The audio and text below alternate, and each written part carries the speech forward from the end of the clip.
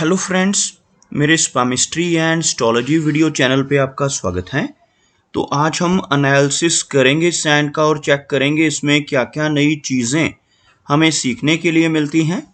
तो as usual शुरू करूँगा फिंगर्स के एनालिसिस से, उसके बाद चेक करेंगे फिंगर्स की सेटिंग को एंड माउंट्स को, और सबसे लास्ट में हम चेक करेंगे लाइंस को। इस तरह से पूरे हैंड का जो एनालिसिस है हम कंप्लीट करेंगे।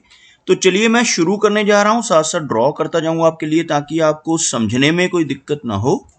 अपने हाथ की वीडियो बनवाने के लिए या फिर फ़ोन कंसल्टेशन लेने के लिए आप स्क्रीन पर दिखाए गए मेरे व्हाट्सएप नंबर के ज़रिए संपर्क कर सकते हैं। अब आप पा सकते हैं अपनी कुंडली, वो भी 5 साल की भविष्यवाणी के साथ, वो भी सिर्फ 99 रुपीज़ में। यह कुंडली पाने के लिए आप ज्योतिषर.com पर जा सकते हैं। इस वेबसाइट का लिंक डिस्क्रिप्शन में दिया गया है।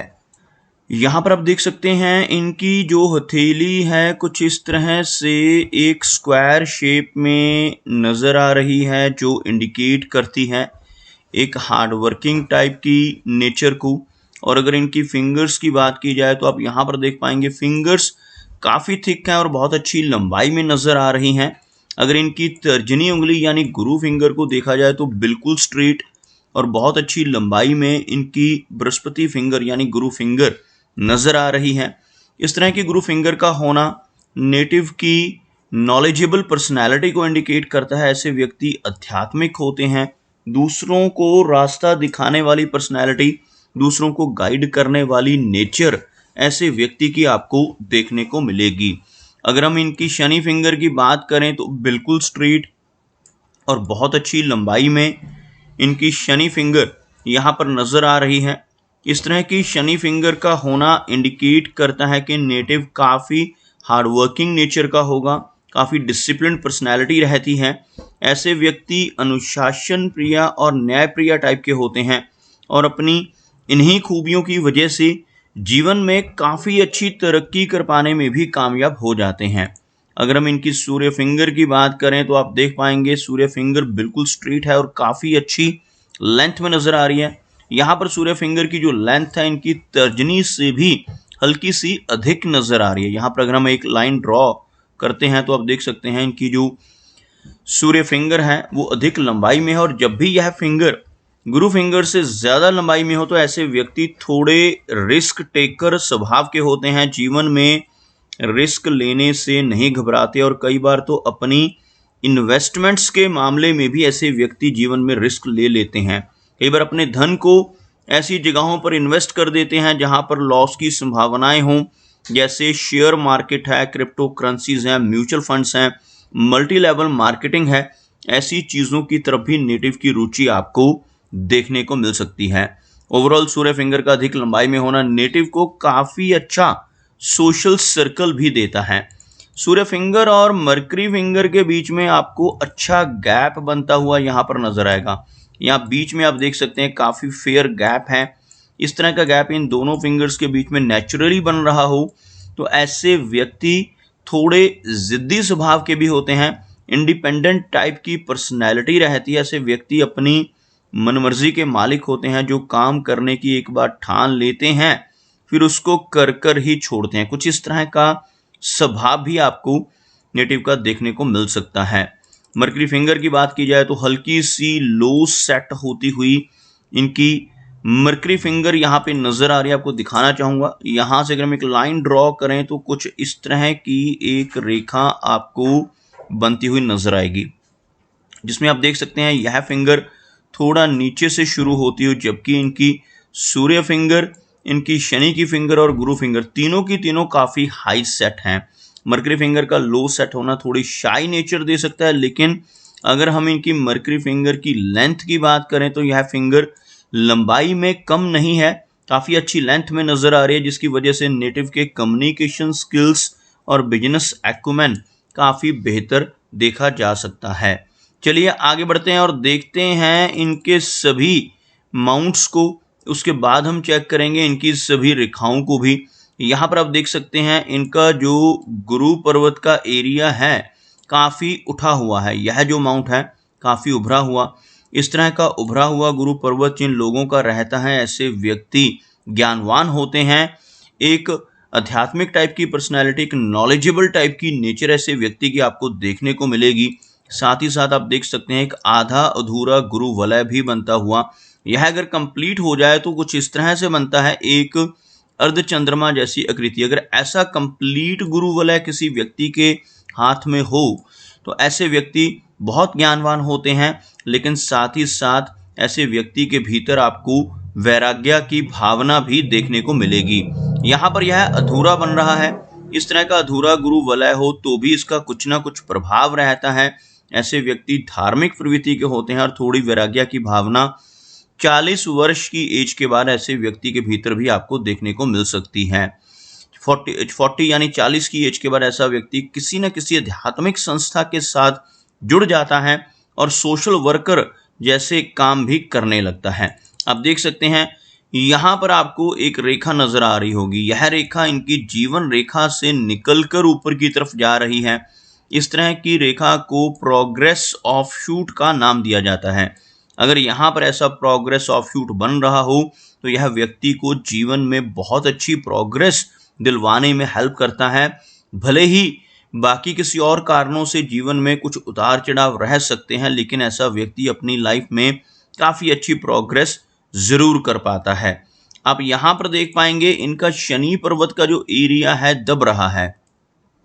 शनि पर्वत का दबना जीवन में काफ़ी सारे अप्स एंड डाउन्स व्यक्ति को देता है। जिन लोगों का शनि पर्वत दबता है ऐसे व्यक्ति को अधिक मेहनत करनी पड़ती है, अपने कंफर्ट जोन से निकलकर भी काम करना पड़ सकता है।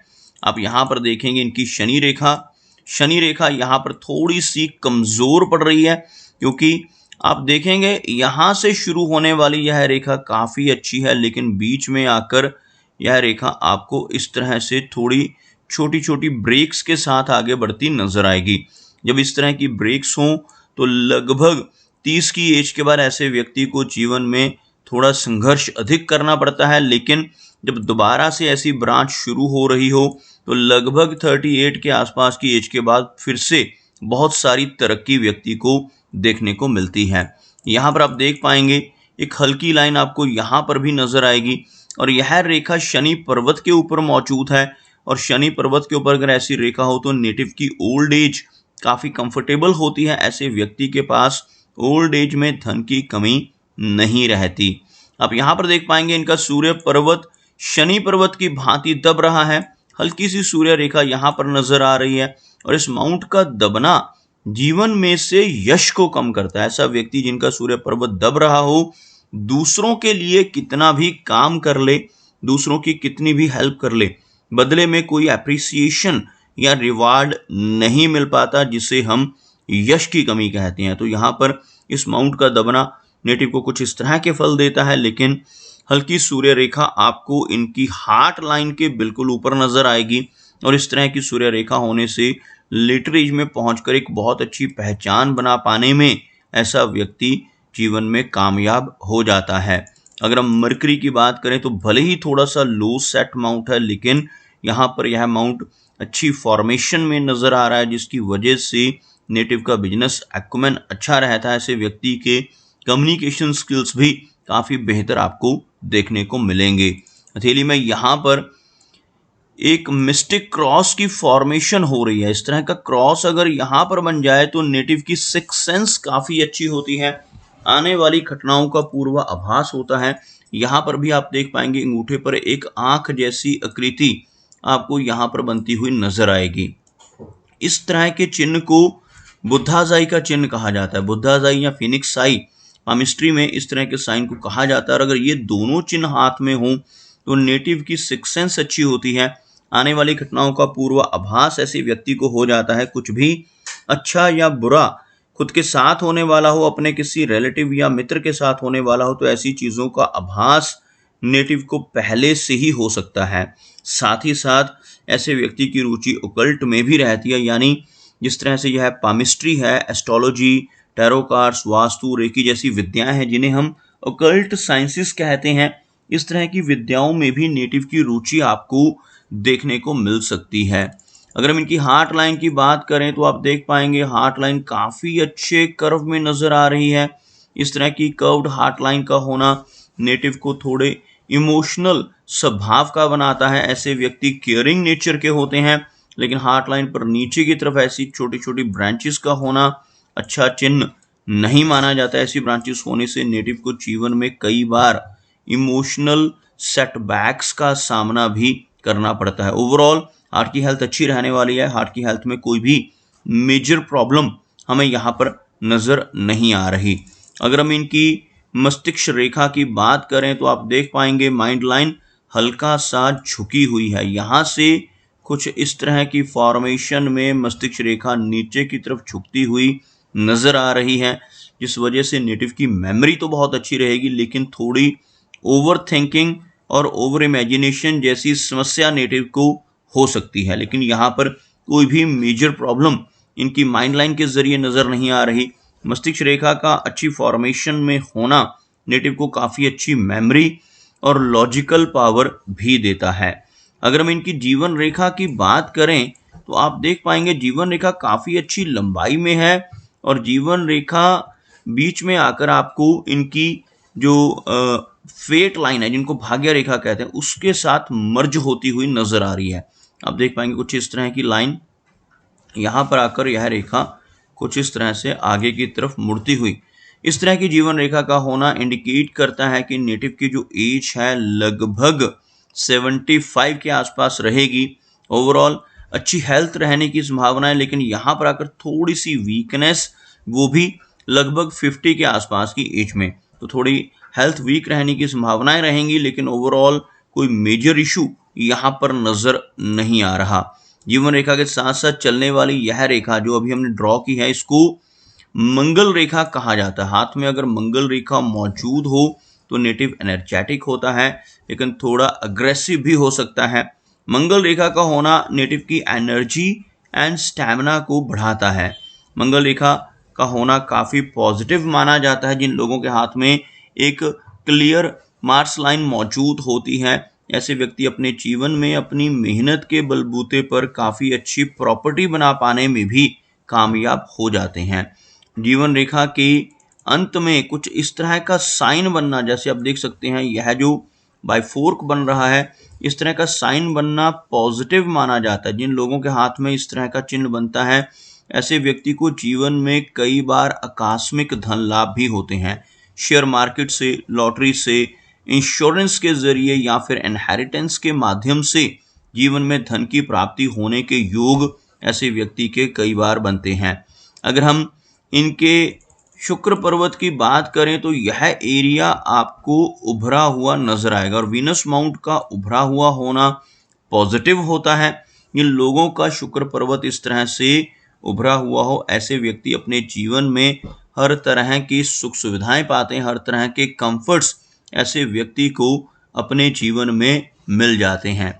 लेकिन इस माउंट के ऊपर इस तरह की काफी सारी रेखाओं का होना अच्छा चिन्ह नहीं माना जाता। खास तौर पर रिलेशनशिप्स के लिए इस तरह की रेखाओं का होना अच्छा नहीं माना जाता। नेटिव को अपने रिलेशनशिप्स में दिक्कतों का सामना करना पड़ सकता है। इवन मैरिज में डिले होना और मैरिड लाइफ में भी कुछ समस्याएं आने की संभावनाएं इस तरह की रेखाओं की वजह से पॉसिबल होती हैं।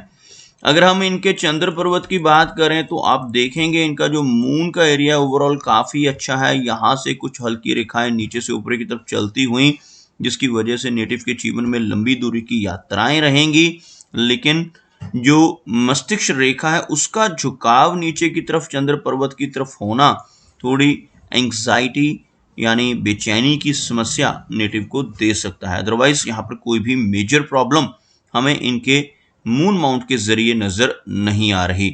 तो दोस्तों ये कुछ एनालिसिस थे इनके हैंड के बारे में, और मेरी कोशिश यही रहती है कि सभी सवालों के जवाब एक ही वीडियो के थ्रू दे पाऊं, लेकिन फिर भी कोई ना कोई चिन्ह या सवाल रह जाता है, तो इनसे रिक्वेस्ट है कि अगर इनका कोई क्वेश्चन पेंडिंग है तो मुझे व्हाट्सएप पर मैसेज करें।